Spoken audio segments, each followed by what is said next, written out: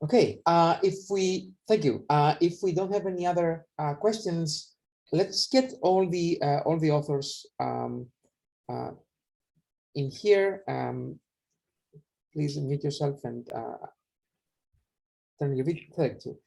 So we can have people asking questions on on all of you jointly. I guess for me, I couldn't help but notice that there is if you want, a small disconnect between the very beginning of the session, where we started talking about more high-level proofs, of course, and we're using kind of on the lighter weight of form modification, towards the other two talks where we're first of all more low level and trying to give a very formal guarantee. And what I guess I would like to get your input is, what do you think from your perspective, either the I would say the high level or the low level perspective, how do we bridge those two? Like from the high level perspective, do you ever plan to leverage any kind of low level guarantees that you're either on this weak memory model or these NUMA logs that some people have already proven correct? Could you leverage that to make the developers effort, the proving effort less? And from the low level, what do you think is the right interface so that even kind of these lighter weight approaches at the high level could actually make use of your proofs and your guarantees in a relatively lightweight manner? So I guess I would like to see what people think about that. Yeah, I think it's a thing that we think about all the time from a high level perspective, right? We talk in the paper a bit about how we've carved off some small problems in SHA-SDOR and actually gone and formally verified them, right? And those tend to be low-level things, right? Like that we're serializing stuff onto the disk correctly or something like that, something that's simultaneously tractable for our tools and yet important enough that we want to invest that kind of effort into it. And so from our perspective, I think we're in this process of sort of gradually picking off components that are feasible to verify and then getting it done. So a good example for us would be, we use Rust's synchronization primitives in our code all the time, right? And we just trust those are correct and they're not verified. And it would actually be really easy for us to adopt a verified synchronization library, right? It would be really, really easy for us to adopt. So something like that is an example of something we can just kind of plug and play in some sense and get, from our perspective, a free improvement in the guarantees that we can provide in terms of correctness. Great, thank you. Antonio, would you wanna? Yeah. So one of the biggest incentive we had to do for this research is actually the porting of existing large software from x86 to ARM. And when doing that, new problems appear, especially related to concurrency. So when we port, there is these barriers that you have to get correct, but most of the code works. But the spin lock are actually one of the pieces that is very hard to get right. And when you do this, if you don't get the barriers right, you can hang, you can corrupt data, you can or if you put too much barrier, you can have a relatively slow program.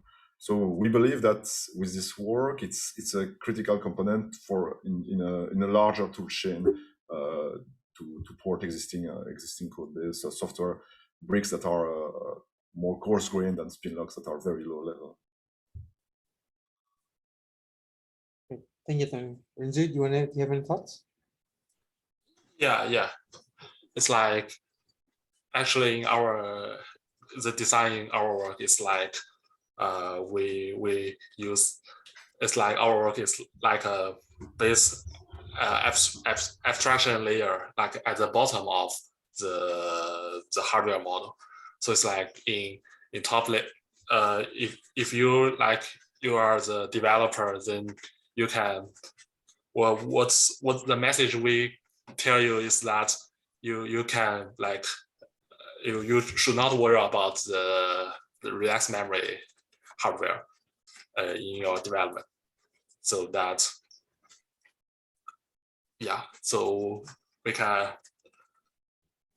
I guess that is the ideal. I guess for everyone, that's the ideal. And I guess that I think James was also hinting that even from a practical perspective, that it's actually nice when it does work that way. I'm hoping that the more we try these things, the more we actually find that to be true, because that's kind of been the hope behind much of the work that the community has been doing. Yeah, one thing just to add to this that I was thinking about while you're answering that question is like, it's funny that you characterize the shard store stuff as being pretty high level, which I think I agree with. But if you think of it from the perspective of like an AWS customer, right, S3 is a foundational service for them, right, that they completely trust to be correct. So from a lot of both our other services are built on top of S3 and a lot of our customers built on top of S3. And so even though we might think of it as a high level thing, they think of it as like this really fundamental component that they don't have to think about, right? That they just can trust as correct, and we can provide them those guarantees, right? It's kind of cool to think about. It's simultaneously a very high level thing and a very low level thing, depending on who's talking. This is exactly why I thought that kind of extending this into like a distributed setting where you can actually reason about the entire thing based on the local would be a kind of a natural next step. And I'm kind of curious as to what you think, how things would happen. And if you like, for example, I mean, from my personal perspective, I was curious if like previous approaches that showed how you could reason about the distributed system, like Iron Fleet, would it be applicable? Could you actually use it in a way that actually leverages this light well format guarantees, or do we need to rethink those approaches? There is a question from Sujanya. You wanna unmute yourself, Sujanya? Yeah, hi. Thanks for all the talks in the session. So I have a quick question. I think it broadly applies to all of the work, so I thought I could ask it here. So is there an efficient way to differentiate between having to refine the reference model or having to like test the system itself? And given like if you're verifying like a key value store or sprint logs, it's like a concurrent system. So more often than not, just like going ahead and testing if the system, the violation is from the system could be hard. So is there like any way you could efficiently, or in your experience, did you find some inputs on this? Yeah, I think you're getting at a really interesting tension that we had to try to resolve. I don't know that we've completely resolved it. And it was basically, if you just approach the verification problem we're trying to solve as a single threaded thing, you miss a bunch of really interesting stuff, right? You miss a bunch of like, what if this garbage collection operation is interleaved with this other thing? And those are really important. But at the same time, if you go all the way to doing a full-blown like concurrency verification thing, it's really hard, right? And as you've seen from the other talks, right, it takes a huge amount of investment. And so we actually spent a bunch of time trying to land in a middle ground where, like when we do this property-based testing thing, we have the obvious operations of like put and get and whatever. But we also have operations that are like, do half a garbage collection or something, which is a strange operation to put in your API. But it means that we can test some kind of concurrency type property where we did like half an operation and then did other stuff and then did the rest of the operation without going all the way to actually doing a concurrency verification or a concurrent model checker or something like that. Now, I wouldn't claim that we have a good design principle for like, when is the right time to do that and how do you do it? It's really a bunch of sort of fairly ad hoc choices that we made along the way. But that tended to work really well. Like you get back really good counterexamples. You didn't have to make the developers think about actually having multiple threads and scheduling those threads and that kind of stuff. It was just like kind of implicit in this single threaded API. So I think maybe that's the kind of tension you're getting at and the kind of thing we did to resolve that.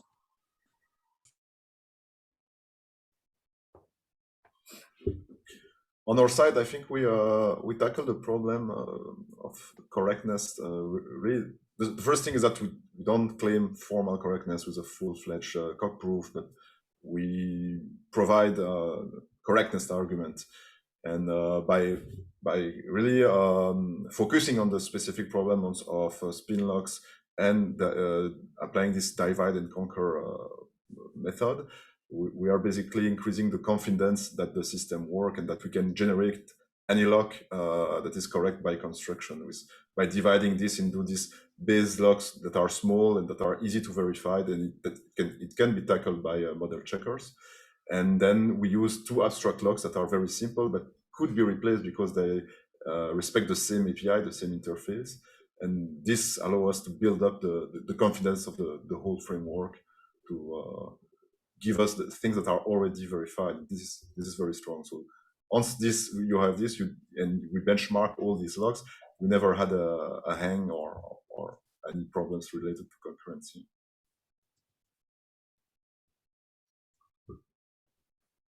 Yeah. Our side is like, yeah.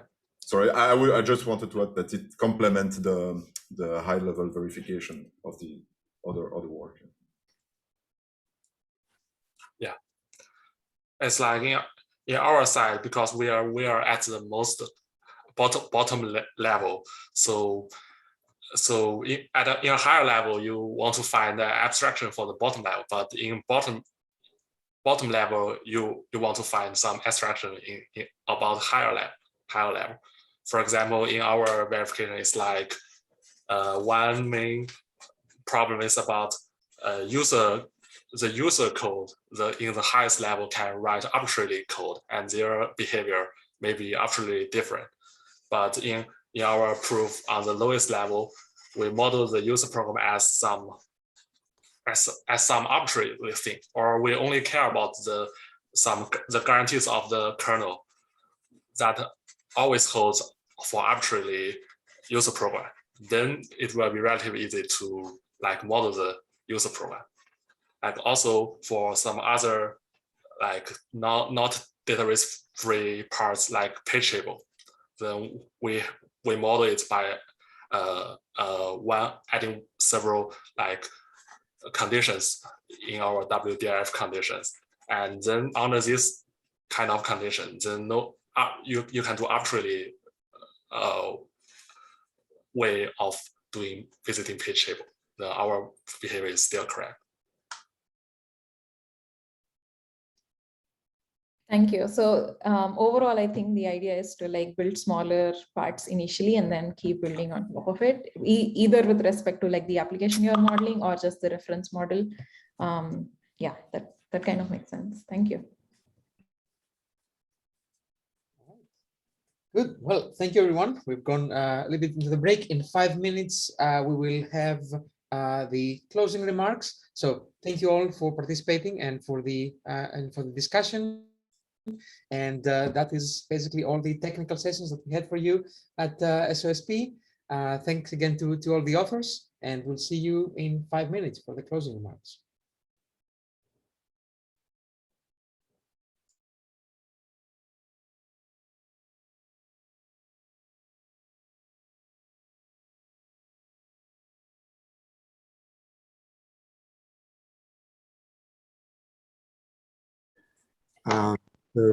I'd like to invite James and Raphael back and join Runjo here, and we can have a panel discussion for a few minutes.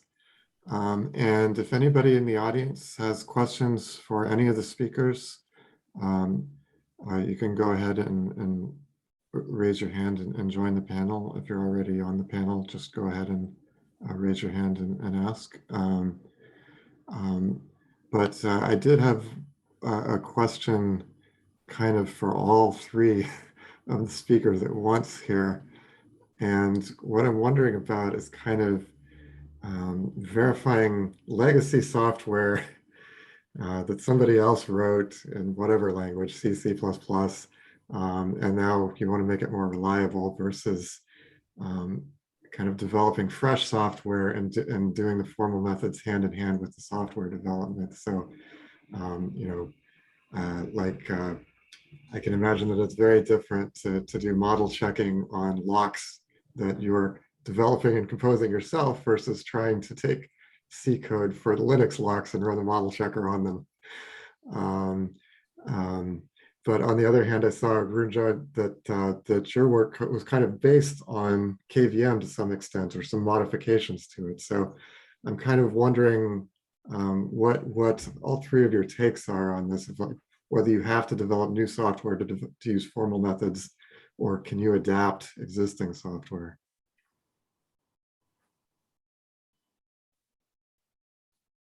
Whatever, right.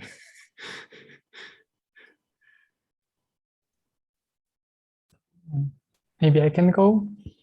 So what you mentioned about verifying legacy code versus our own is actually very funny, because we have tried to verify the Linux implementation of Uspin lock. And so we have a problem that there are several different ways of defining weak memory models. And when you run this through the model checker, you have these problems with like how to adapt to these different models and how to make sure that your model checker can handle them all. So we had to do quite some adaptation initially to get the QSpin lock to be a little bit more like fitting the model checker. And then later we have to try and gradually remove this and get closer to the real code.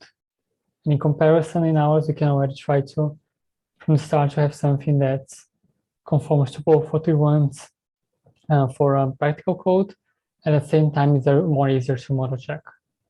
So it's, in our experience, it kind of went as like, this is more or less the difference. So in one, you can already from the beginning kind of have both very easy, and the other one you have to slowly understand like the differences and try to adapt both code and model checker too. And then maybe Runjo, can I ask you like what was the difference between like the original KVM and the KVM you verified? Did you have to make changes to make the verification possible? Yeah. It's like the original KVM is like millions of lines of code, and it's really hard to verify. But the main changes are like we decompose the KVM into two parts. One is the core. One is a like tiny core that about 4,000 lines of code, and other part are, and then that all behaviors about the security or the privacy about the virtual machines are related about the core, and the other parts we do not care about their functional correctness. So by proving only the small core, then we can guarantee that the whole KVM has some security guarantee. I see. And is the core something that you had to write from scratch, or was that an adaptation of the existing? It's like, it's not like the completely from scratch, but it's like, but you first need to have this philosophy and see what's related to the security. And we also like have some like about like 10,000 line updated to the not trusted part. I see. Okay. And then I guess I ask James, is this kind of in line with your experience as well? Do you think this would have worked if you hadn't been working on a new project written in Rust? Yeah, I mean, I think your question is really interesting in the sense that like one of the reasons we did this is to stop the bleeding, right? It's like if we didn't decide to build Shard Store because we wanted to build a verified storage system, we decided to build Shard Store for other business reasons. And when then we made that decision, it was like, well, gee, you know, we've seen Ironclad and we've seen FSCQ and we've seen Yggdrasil. Like, we know this is actually possible to do now, so maybe we should go and give it a shot. But at the same time, you know, we have a bunch of other legacy systems in S3 that we don't really have a good business reason to go and rewrite. And that doesn't make them any less critical to our correctness. And so we do other things there to try to make this stuff work. We've had a lot of success, for example, with runtime monitoring and runtime verification as a tool that we can deploy a lot more easily on legacy code without having to get stuck into the actual implementation itself and try to verify it. So it's often for us, it's been a question of just picking the right tool, and there are different tools for legacy code versus new code that we're writing. And the fact that you're able to kind of get on the ground floor with Shard Store, has that made the engineers who worked on the project more receptive to using the tools for other projects? For sure. And some of that is like the engineers actually working on it are super excited and they're like, gee, like this model checker is amazing. Like we should use this for other things as well. And part of it is that, you know, as much as we don't like to talk about it, you know, the fact that we find bugs is really exciting, right? You can show someone a bug, and it's a very concrete thing. You say, like, this, your test would never have found this bug, right? But our test did. And so you should do what we do. And that's very powerful for talking to engineers, right? They often want that kind of thing as concrete evidence. This is sort of worth investing in. And so, yeah, it's been very helpful with sort of organic adoption to be able to give talks about that kind of thing and say, you know, these are the kinds of issues we're able to find, and this is how much effort it cost us, and that sort of thing. Okay.